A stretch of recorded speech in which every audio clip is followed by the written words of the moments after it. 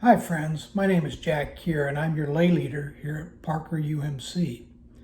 This last week we've seen things that disturbed us, and now is the time to reflect back and realize it was only 6 months ago that we were making plans for the new year. We were thinking of summer vacations and time with family and friends. Then along came COVID-19 and it turned our world upside down. We've gone from stay at home to safer at home to now a cautious reopening of the economy. And now we've seen the protest. These times have made me think of the Beatles song, All You Need Is Love. There's a line in that song that states, there's nowhere you can be that isn't where you're meant to be. It's easy. All you need is love. I think we could all use a little more love right now. The word love appears in the Bible anywhere from 514 to 810 times, depending on which translation you're looking at. In my Bible, the NIV, or the New International Version, love is in this Bible 681 times. What are some of the things the Bible says about love? When Jesus was confronted by the Pharisees, one of them said, "Teacher, which is the greatest commandment of the law?" Jesus replied, "Love the Lord your God with all your heart, with all your soul, and all your mind. This is the first and greatest commandment, and the second is like it. Love your neighbor as yourself." Matthew 22:36 through 39. The Bible says we're to love one another, and that sounds easy, but can we do it? It was once said that I love mankind, it's people I can't stand. People are sometimes very irritating.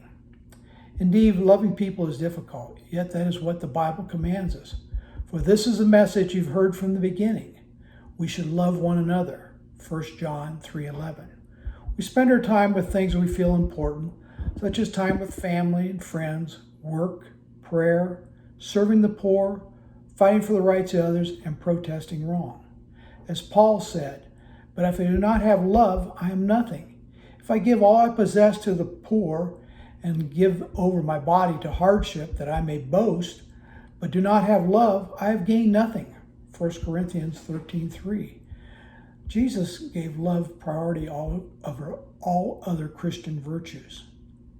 In strength of love, Martin Luther King encouraged us to realize that our responsibility as Christians is to discover the meaning of this command and seek passionately to live it out in our daily lives.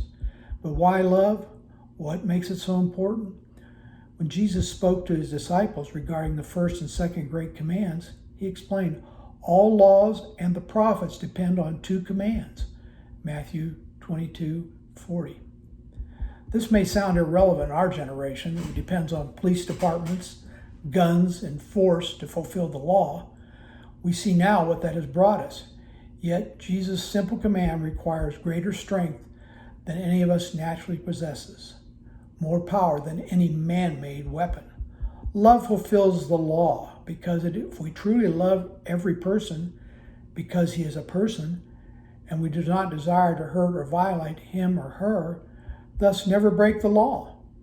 God established love as a driving force for obedience. C.S. Lewis, in his book, The Four Loves, describes the vulnerable nature of love. To love is to be vulnerable. Love anything, and your heart certainly will be wrung and possibly broken. If you want to make sure of keeping it intact, you must give your heart to no one, not even an animal.